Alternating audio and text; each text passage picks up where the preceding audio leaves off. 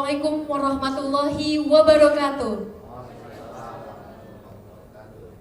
Selamat malam dan salam sejahtera untuk kita semua. Shalom, Om Swastiastu, Namo Buddhaya, salam kebajikan, Rahayu. Yang kami hormati Ibu Asrianti PhD selaku Kepala Pusat Asesmen Pendidikan. Yang kami hormati Bapak Dr. Handaru Jatuh Bagus STMM selaku Ketua Tim Kerja Pengembangan Sistem dan Pelaksanaan Asesmen Skala Nasional. Yang kami hormati perwakilan dari Sekretariat Jenderal Kementerian Pendidikan, Kebudayaan, Riset, dan Teknologi. Yang kami hormati perwakilan dari Direktorat Jenderal Pendidikan Anak Usia Dini, Pendidikan Dasar, dan Pendidikan Menengah, Kementerian Pendidikan, Kebudayaan, Riset, dan Teknologi. Mengawali acara pada hari ini, marilah bersama kita menyanyikan lagu Kebangsaan Indonesia Raya. Hadirin dimohon berdiri. Bismillahirrahmanirrahim.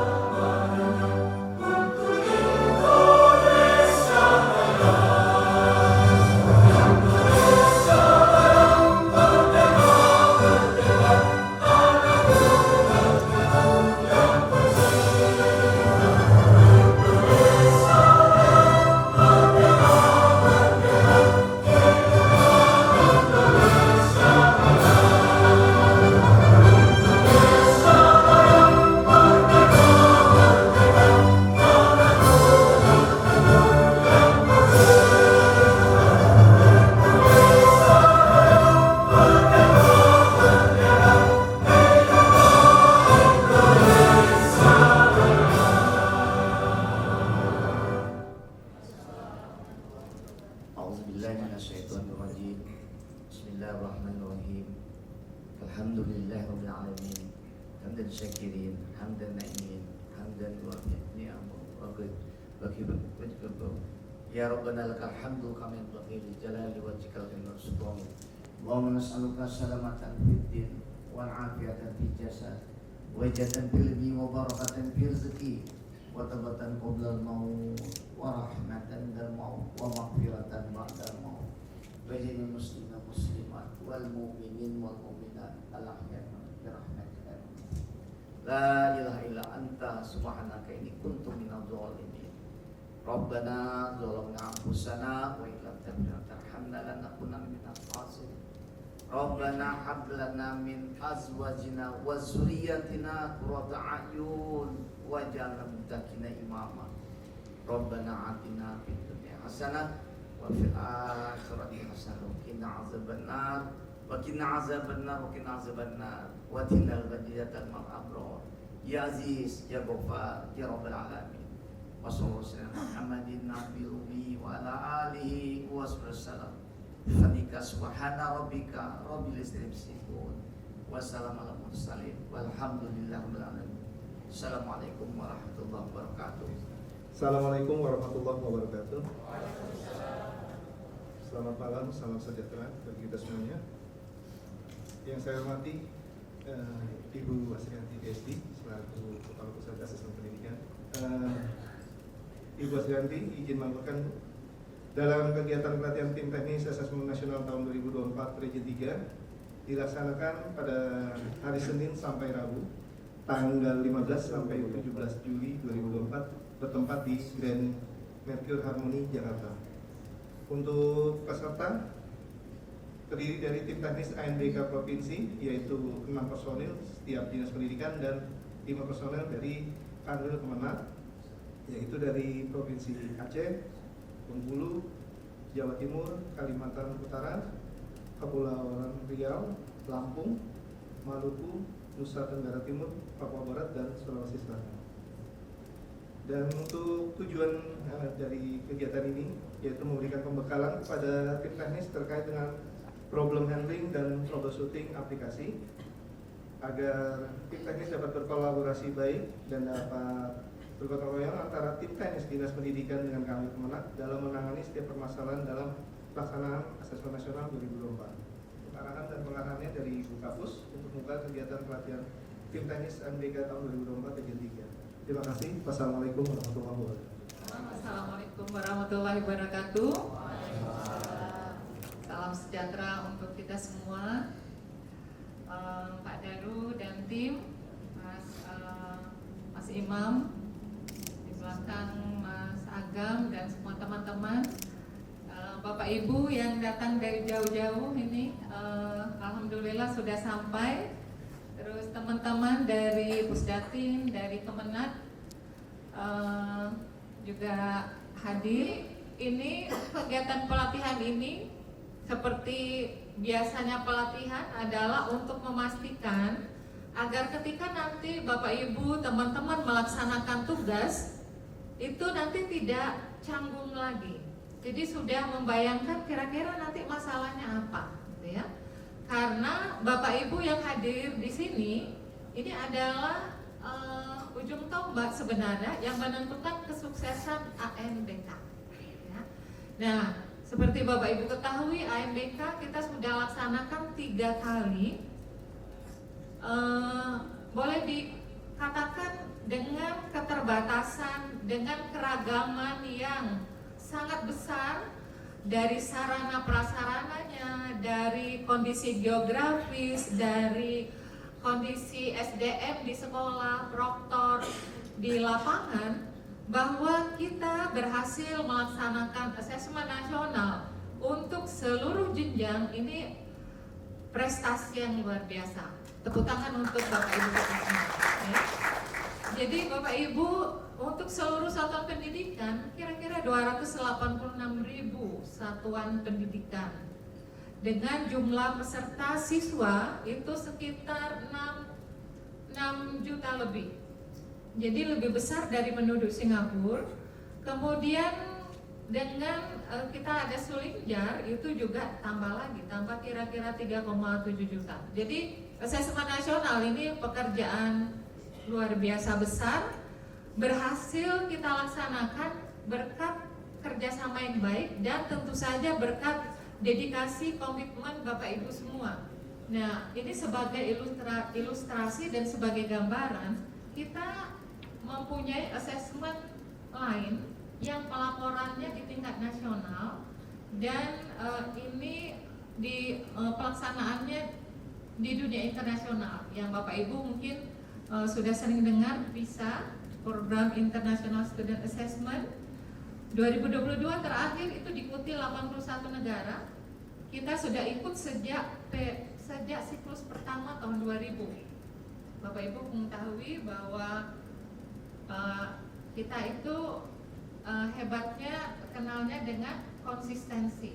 Kita konsisten prestasinya, ya, prestasinya konsisten itu yang sering kemudian Bu Menteri Keuangan waktu itu juga pernah komentar, ini Indonesia sudah ikut PISA sejak tahun 2000, kenapa capaiannya segini?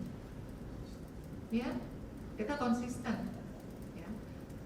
Jadi Bapak Ibu bisa melihat, tentu saja kalau kita melihat soal PISA itu sangat berbeda dengan soal yang biasa ditemui oleh anak-anak di sekolah. Bahkan Bapak Ibu guru ketika kami berikan soal PISA juga belum tentu bisa. Artinya bisa jadi kemampuannya bersama dengan siswa. Bisa ya sebagian. Dan kemudian kedua, ketika PISA itu laporannya di tingkat nasional. Kalau kita ingin misalnya capaian Indonesia itu tinggi, maka perbaikan yang kita lakukan tidak cukup hanya di sebagian satuan pendidikan. Kami berharap Bapak Ibu selain sebagai tim teknis yang nanti mengawal untuk pelaksanaan AM, juga bisa membantu untuk mungkin sosialisasi atau menyampaikan ke teman-teman lain tentang pentingnya AN. Dan juga kami ingin menghimbau kalau memungkinkan di lapangan itu dapat menggunakan online, lebih baik itu didorong Bapak Ibu. Kita ketika awal pelaksanaan AN memang waktu itu ketika AN presentasinya banyak online, itu kita membuat semacam shift karena pada waktu itu kita memang servernya masih terbatas ya. Nah sekarang saya sudah meyakinkan ke Pak Daru, sekarang online seluruhnya pun alhamdulillah insya Allah tidak ada masalah. Semoga apa yang kita lakukan ini dengan niat baik untuk membantu anak-anak kita untuk menjadi generasi penerus yang berkualitas, sehingga Indonesia menjadi negara maju, negara yang bermartabat, negara yang makmur ini dapat tercapai. Terima kasih banyak Bapak Ibu, semoga kita semua diberikan kesehatan, diberikan keyakinan, pencerahan untuk selalu melakukan yang terbaik. Selamat malam, Assalamualaikum warahmatullahi wabarakatuh, salam sejahtera untuk kita semua. Karena malam ini kita akan mendengarkan paparan mengenai teknis ANBK ya, pelaksanaan ANBK. Sebetulnya memang kalau kita lihat ya paparan yang Pak Daru nanti akan sampaikan ini berupa pengulangan ya, karena dari tahun ke tahun tidak banyak perubahan, tidak tidak terlalu ekstrim ya perubahan yang dilakukan dari pelaksanaan ANBK dari tahun 2021 sampai sekarang. Mungkin nanti paparan yang Pak Daru berikan itu bisa menjadi penguatan ya, tambahan ilmu juga bagi Bapak Ibu, khususnya mungkin bagi yang baru ya. Karena tadi kalau ditanya oleh Ibu Yanti, yang baru itu tidak banyak, jadi region ini kebanyakan adalah muka-muka lama ya. Jadi mudah-mudahan sudah familiar dengan nanti yang apa yang Pak Daru akan sampaikan. Alhamdulillah, puji syukur kita panjatkan kehadirat Allah Subhanahu wa taala. Karena berkat Allah Subhanahu wa taala kita bisa bertemu kembali ya Bapak Ibu ya. Saya juga gak tahu ini muka-muka lama atau muka-muka baru gitu ya. Cuma kalau tadi didengar informasi dari Bu Kapus kan suruh ngacung gitu kok sedikit gitu. Tapi mudah-mudahan kita tetap selalu setia ya untuk bisa sama-sama hadir ketika Bapak Ibu diminta untuk bisa hadir untuk diundang oleh kami untuk ya termasuk BIMTEK kali ini. COVID ketika itu kita mau melaksanakan di bulan April, ingat ya ketika itu ya 2020 UN ditiadakan. Dari UN itu terakhir di 2019, 2020 baru SMK, setelah itu ditiadakan. Dan 2021 awalnya kita mau di bulan Maret, April, Mei. Ketika itu tahun 2021 karena ada COVID kita pindah di tahun masih tahun 2021 tapi pindah bulan di bulan Agustus, September, Oktober. Ditambah lagi di tahun 2022-nya yang PU penjadwalan ulang ya, di penjadwalan ulang di tahun 2022-nya. Dan alhamdulillah pelaksanaan berhasil sukses, yaitu atas ya kerja keras Bapak Ibu semua. Begitu juga di tahun 2022 juga masih COVID juga ketika itu ya. Tadi Bu Kapus bilang ya 2021 itu 96% yang ikut ya, siswa yang ikutnya itu ada 96%. Di tahun 2022 masih COVID Bapak Ibu, masih COVID ya. Kita tahu itu luar biasa Delta ya, ketika itu masih Delta. Kita juga agak ragu ketika itu bisa melaksanakan atau tidak asesmen nasional. Tapi alhamdulillah bisa melaksanakan dan 97%, kenaikannya 1%. Dan di tahun 2023 kita tahu bahwa COVID sudah alhamdulillah sudah kembali baik ya, kembali normal ya di tahun 2023, dan ada kenaikan di tahun 2022 yaitu sebesar 1%. Nah 2024 tantangan kita nih Bapak Ibu nih, sekali lagi tim teknis yang dibentuk di kabupaten dan provinsi itu adalah ya inilah Bapak Ibu, kerja keras Bapak Ibu lagi nih. Apakah kenaikannya juga terulang sejak tahun 2021, 2023, di 2024, dan kami yakin di tahun 2024 ini harusnya lebih solid lagi, lebih baik lagi, dan kenaikannya pun pasti ada ya, lebih baik lagi, dan tidak ada sama sekali gangguan ya. Tahun 2024 ini nyaris alhamdulillah COVID sudah tidak ada, dan saya yakin harusnya bisa lebih baik lagi, jauh lebih baik lagi dibanding tahun-tahun sebelumnya. Nanti di slide terakhir yang kita lakukan apa ya terkait dengan rekonsiliasi data. Jadi kita mengundang teman-teman provinsi ya, tim teknis provinsi untuk hadir untuk supaya kita sama-sama melototin data lah, bahasanya begitu, untuk supaya ketika ada suatu pendidikan yang memang belum memadai untuk bisa kita fasilitasi PU, penjadwalan ulang. Harapannya tidak ada PU ya, harapannya tidak ada PU. Kalaupun ada PU ya cukup sekali gitu ya, cukup sekali di sapu jagat, harapannya gitu. Jadi seluruhnya itu di PU-kan di akhir mungkin setelah SD, yaitu biasanya kita pakai yang bahasan adalah sapu jagat. Nah itu di nanti pelaksanaan AN. Jadi kita masih ketemu lagi nih Bapak Ibu, insya Allah ya. Kita masih ketemu lagi. Biasanya setiap jenjang itu ya yang bertanggung jawab di situ, jenjang dan apa namanya tim teknis yang hadir itu adalah sesuai dengan kewenangan jenjangnya. Biasanya kita mengundang itu 1 sampai 2 orang, koordinator dan yang perwakilan jenjangnya. Biasanya begitu Bapak Ibu. Jadi Bapak Ibu sudah membentuk tim teknis ya, dan juga sudah ada grup WA. Silakan dimanfaatkan grup WA itu untuk kita saling komunikasi, saling berkolaborasi ya. Kita tes di sana, kita bawa kembali jawabannya. Itu yang namanya moda offline. Tapi yang kita fasilitasi untuk moda pelaksanaan ANBK sejak tahun 2021 sampai sekarang 2024 itu hanya moda daring dan moda semi daring saja. Tidak ada moda luring atau moda offline, tidak ada. Yang ada kalau sekolah-sekolah blank spot yang Bapak Ibu minta itu adalah moda semi daring tapi tokennya adalah offline. Ya. Jadi nanti kalau ditanya nggak ada moda offline tuh nggak ada gitu ya. Kita nggak pernah memfasilitasi moda offline. Jadi itu ya, moda itu ya saya yakin kalau moda pasti Bapak Ibu sangat paham ya terkait dengan moda, perbedaannya moda daring dan lain sebagainya. Tapi nanti di slide berikutnya akan kita bedakan, tetap kita akan sampaikan terkait dengan moda tersebut. Selanjutnya, nah ini terkait dengan moda. Ini perbedaan antara moda daring dan moda semi daring. Dan saya yakin Bapak Ibu juga sudah tahu perbedaannya. Ya Bapak Ibu. Nah, yang paling mencolok adalah kalau moda daring ya membutuhkan pastinya internet. Ya, ada yang tahu di sini satu PC itu berapa kebutuhannya? Berapa Mbps? Satu PC klien itu berapa Mbps? Berapa?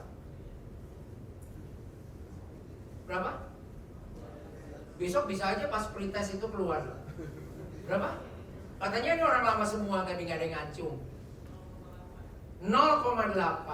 Satu PC itu 0,8 Mbps. Ya Bapak Ibu. Jadi satu PC itu sebenarnya kecil, cuma 0,8. Cuman kalau dikalinya 15 ya jadinya 12 Mbps. Ya. Cuman asal Bapak Ibu tahu gitu ya. Ya, kalau SD bisa melaksanakan mandiri, ada yang tahu jumlah komputernya minimal berapa? 3. Minimal 3 plus 1. Satunya apa? Komputer proktor. Cukup 3 bisa melaksanakan mandiri online. Jadi berapa Mbps yang harus disiapkan? 2,4 Mbps. 0,8 kali 3. 2,4 ditambah yang proktor mah nggak terlalu banyak lah. Ya, berarti ketika ada udah mulai laman web buka, ya mungkin yang jawab bukan Mas Suryo gitu. Mungkin Mas Suryo, tapi juga ada lagi orang lain yang akan menjawab. Ketika nanti pelaksanaan juga bukan Mas Suryo atau bukan Mas Rohimat gitu ya. Mungkin nanti Mas Agam, ada Mas Dika, ada Mas Anas gitu ya, yang akan menjawab gitu ya. Jadi berbeda-beda nanti karena pengelolaannya berbeda-beda. Seperti itu. Selanjutnya, nah ini terkait dengan sampling. Nah ini saya udah kasih tahu tahun lalu ya, tapi saya cuma pengen flashback aja. Sampling nanti kalau Bapak Ibu jadi narasumber di daerah atau ditanya oleh pimpinan Bapak Ibu atau ditanya oleh satuan pendidikan di tempat Bapak Ibu tolong menjelaskannya itu yang tepat gitu ya. Terkait dengan sampling. Ini saya udah jelaskan tahun lalu dan saya yakin Bapak Ibu sudah ada yang tahu ya terkait dengan sampling. Jadi sampling ini 45 itu dan 30 untuk SD, 45 untuk SMP, SMA itu bukan random sampling yang serandom-randomnya gitu ya. Serandom-randomnya sebenarnya juga nggak ada masalah, sebenarnya itu juga sah-sah saja karena itu sudah ada ilmiahnya gitu ya. Tapi kita tidak semudah itu untuk menerapkan random. Kita melakukan random untuk mengambil 45 dan mengambil 30 itu pun berdasarkan data ilmiah gitu ya, kajian ilmiah ya. Itu dengan cara ini ya Bapak Ibu sekalian ya, dengan cara ini. Nanti saya jelaskan. Tapi mungkin yang perlu saya jelaskan itu kenapa 45, mungkin dijadikan dasar ya 45, kenapa 30 gitu ya. Ini saya coba jelaskan. Nanti kalau Bapak Ibu ditanya, saya kan Bapak Ibu sudah tahu jawabannya. Tapi saya coba jelaskan dulu kenapa 45, kenapa 30. Untuk SD 30, kenapa SMP SMA 45 ya. 45 itu Bapak Ibu, itu karena di awal tahun 2021 itu kan Bapak Ibu pasti tahu ya, ada bantuan dari pusat berupa Chromebook, betul ya? Itu rata-rata satu sekolah itu dapat 15. Saya menyebutnya rata-rata ya ketika itu ya, ini bicara ketika itu ya. Ketika awal-awal dulu mau dicanangkan ada bantuan, saya nggak tahu kalau enggak 15 cuma 5. Ketika itu ya, kita bicara ketika itu. Nah ketika 15, kita ditanya gimana caranya supaya 15 ini bisa terpakai. Ya kita hitung. Jumlahnya adalah kalau 3 sesi hanya satu gelombang, ketika itu kita berpikirnya hanya satu gelombang ya. Itu ya jumlahnya cukup 3 kali 15, 45 ya. SD pun sebenarnya hitungannya awalnya 45 karena bantuan SD juga sama 15 kali 3 sesi. Ketika itu malah cuma 2 sesi ya, karena cuma 30 ya. Awal 2021 kan cuma 2 sesi ya. 2022 aja, 2023 baru 3 sesi. Tapi ketika itu 30-nya itu sebenarnya awalnya 45. Update untuk online, ini fungsinya adalah Bapak Ibu pagi itu mengaktifkan ID Proctor ya dan membuka token. Ya, CBT proses terkait nantinya juga selain itu juga salah satunya adalah memantau sinkronisasi dan seterusnya. Ya. Bapak Ibu sekalian ya. Kalau yang Proctor udah masih sama, ada Proctor Browser dan Exambro Admin. Kalau peserta sisinya ada Exambro Client. Selanjutnya,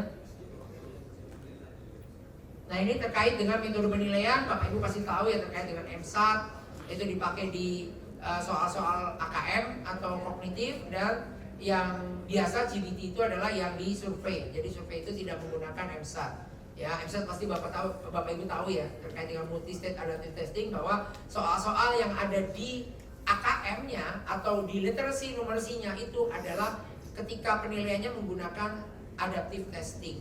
Arti adaptive testing dikasih 10 soal atau 12 soal, dia boleh pindah-pindah soal di antara situ, tapi ketika dia sudah pindah ke stage berikutnya, dia tidak bisa kembali ke stage sebelumnya. Intinya itu.